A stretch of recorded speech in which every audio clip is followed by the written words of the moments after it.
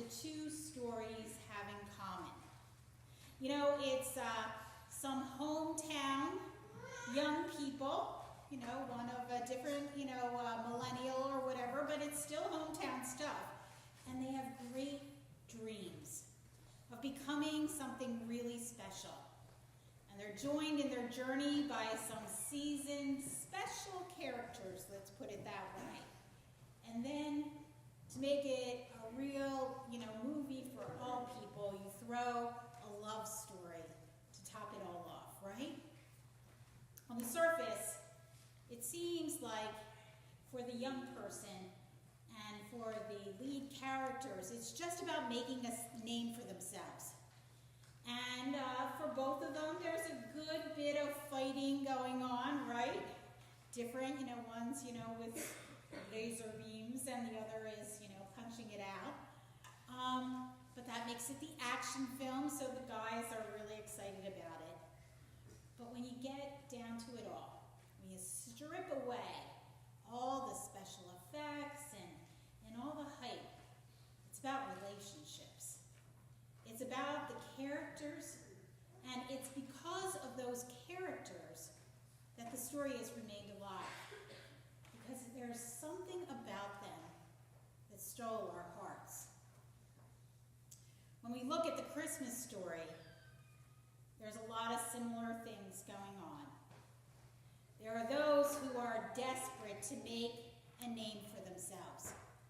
We know that King Herod is there and he wants to be known as the king of the Jews.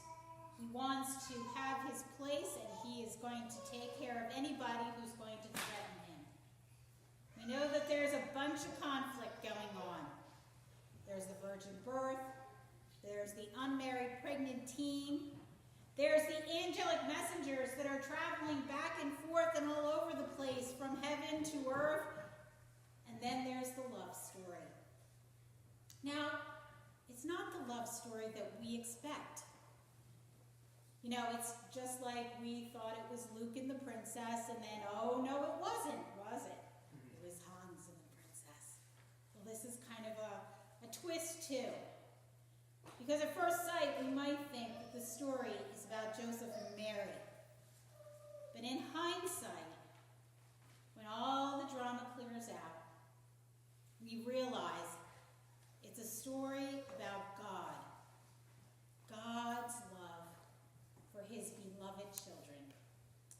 This morning, I want to show a clip. If you attended the 4:30 service on Christmas Eve last year, you might have seen it. Because of their beautiful Australian accents, we need to listen a bit harder to get all of the dialogue. But I think it's a little bit about what might have come about in heaven before the birth of Jesus. Have you ever wondered what we might see if we could go back the curtain of time to that very first Christmas? If we could, I imagine the story began in heaven, something like this. God was looking on the heavens balcony one day, shaking his head at all the wrong things people were doing down on earth. Oh man, this isn't quite how I had imagined I created Earth. I feel so far away from my kids down there. What? It's just hard to be friends with people when you don't know what they're doing. I think it's time. Time for what, Lord? Time for us to step in. Should I read the early one? Next thing's listen? No, I don't think we should an ID. Maybe just one person. What person? Ryan, they must be expecting that. Lord, we're sitting with one person. Let them someone very powerful and very strong. Because there's tons of people down there. No, they don't have to be strong. That'd be good as a newborn baby. A newborn baby? Ryan, they must be expecting that. Lord, this plan is rather risky. A newborn human baby is small and weak. This baby must be born to people who will protect him. Maybe a great ruler or mighty king. Actually, I was thinking I could see the dream peasant girl who's highly beautiful and full of courage. Ryan, girl, Ryan, they must be expecting that. My Lord, expecting a newborn baby, or to a hungry villager. But what good can a baby do? This will not just be any baby. I'm sending in the Prince of Heaven in disguise. The Prince of Heaven? Our Prince? Your son?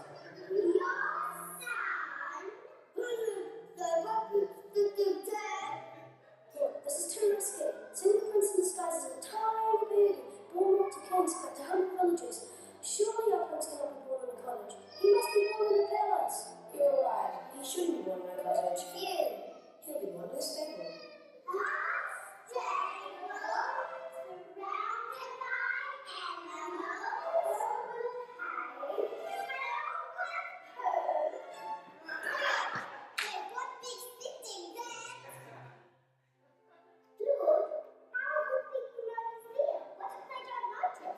Those who are looking will find him, and his mission will bring all people closer to me, even if they do something really wrong. And the prince is done, nothing will get between him and my love. Can we leave some clues for the people looking? Like in the stars? Clues in the stars. Sure, why not? We can make one huge when that points to him.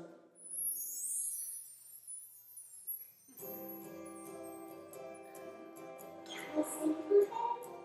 Yes, can we sing? Sing so loud can please say we can sing. I looked at the hopeful faces, and his heart was touched by the love for the prince. Alright, you can sing. Yay! But not for the whole world. That would just be weird. And no kings or rulers. How about we sing some chicken? That's an unusual. Let's do some cheering up. Brilliant. They would be expecting that. You know the rest of the story. An angel visited from the girl with a courageous heart and told her the good news. She will have a baby, and he will be the Prince of Heaven, who would help her to be close to God again. As planned, the baby was born in the stable, about as far from a palace as you can get. A group of wise men noticed some strange clues in the stars. They packed their belongings and followed the star, like to a baby. And of course, a bunch of lonely shepherds were guiding their sheep when all of a sudden the sky was lit up by thousands of angels singing. Nobody would ever expect that.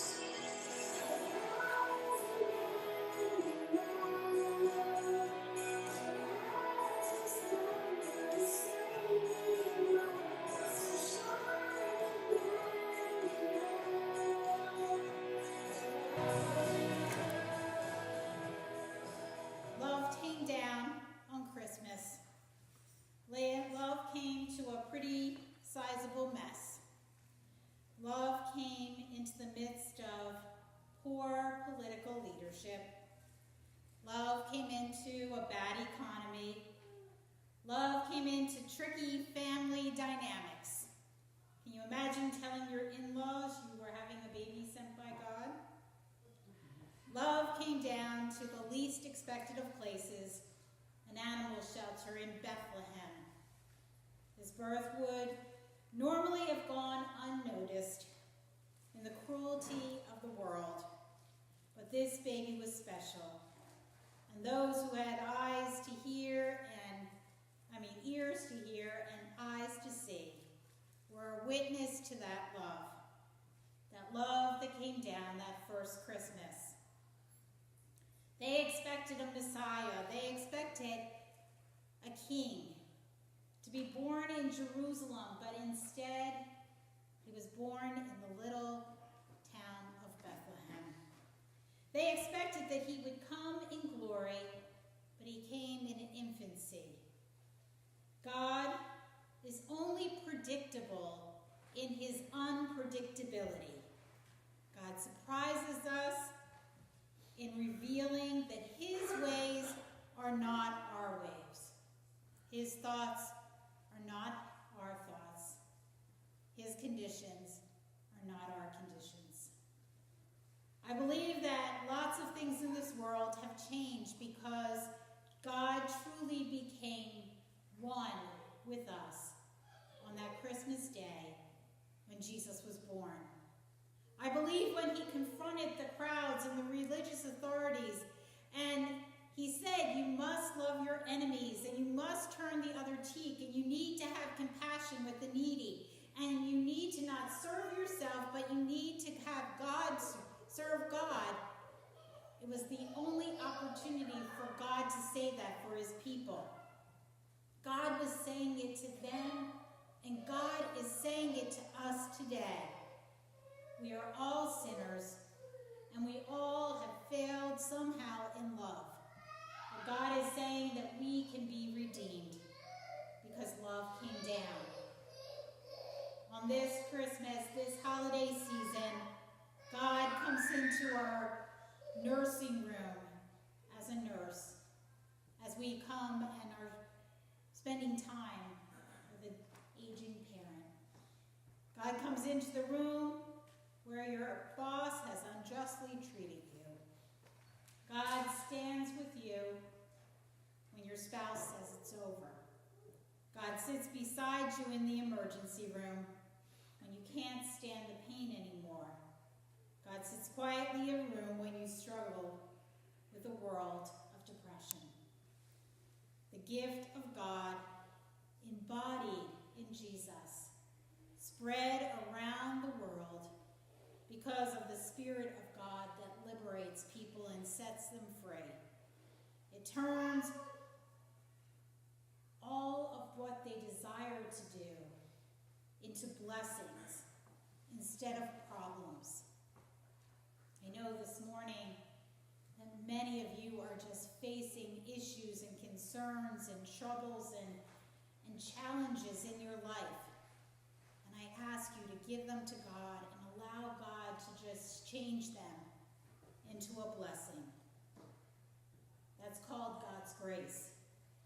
Grace that lets people love one another without harming each other. It lets people give generously in charity and with genuine kindness. It lets people be friends without codependency or jealousy. It lets people in families love each other without controlling one another. That amazing gift of grace came to all of us and for all of us.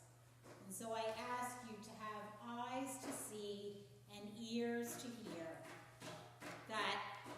that babe that was born in the bedlam of Bethlehem, that child that was wise beyond years, that teacher, that prophet, and that Savior came for all of us. And thanks be to God for the wonderful gift of love that came down